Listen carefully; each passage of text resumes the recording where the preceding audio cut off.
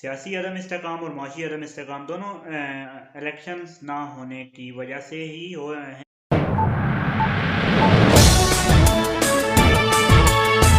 अस्सलाम वालेकुम नाजरीन, मैं हूं आपके साथ राजा मताल चौहान और आप मेरे साथ मेरे यूट्यूब चैनल पर मौजूद हैं।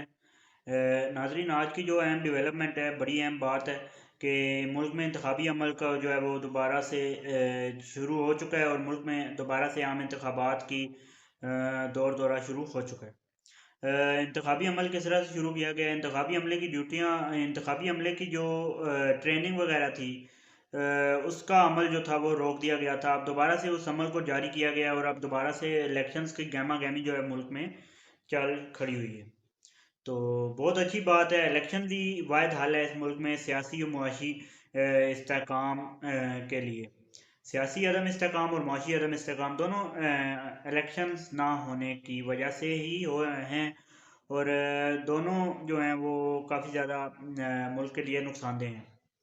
तो सबसे पहली बात, जो मैं इलेक्शंस का नाम मेरे जहन में आते ही जो सबसे पहली बात मेरे माइंड में क्लिक करती है कि सब सियासी जमातों को बराबर हक मिलना चाहिए। अवाम को फिर हक होना चाहिए कि किसको चुने अवाम। तो सियासी तौर पे तमाम जमातें बराबर होनी चाहिए मुल्क के लिए। सियासी हक होना चाहिए जलसों का, रैलियों का, अपने इंतखाबात लड़ने का, अपने बंदे खड़े करने का हर हलके से, और हर हलके से अपना उम्मीदवार जो है वो उसको सपोर्ट करने का अपनी सियासी जमात को हक होना चाहिए। तो इस टाइम जो है वो तीन अहम जमातें हैं मुल्क में, जो हमेशा से पहले दो थी, अब तीन हैं काफ़ी 10-15 साल से। नून लीग, पीटीआई और पीपल्स पार्टी।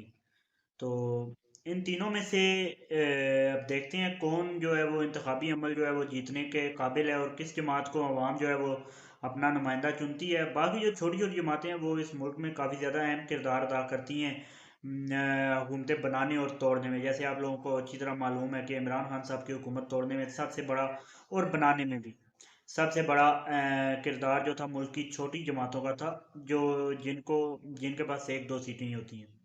तो वो जमातें बड़ी हैं, मैं ज़ाहिर है सादा अक्सरियत हासिल करने में और सादा अक्सरियत के वोट हासिल करने में इन जमातों का बड़ा अहम किरदार है।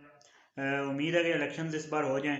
वीडियो को लाइक कर दें, कमेंट कर दें नीचे, और शेयर करें। चैनल को सब्सक्राइब कर दें। अब तक के लिए इतनी, मुझे दीजिए इजाज़त। अल्लाह हाफ़िज़।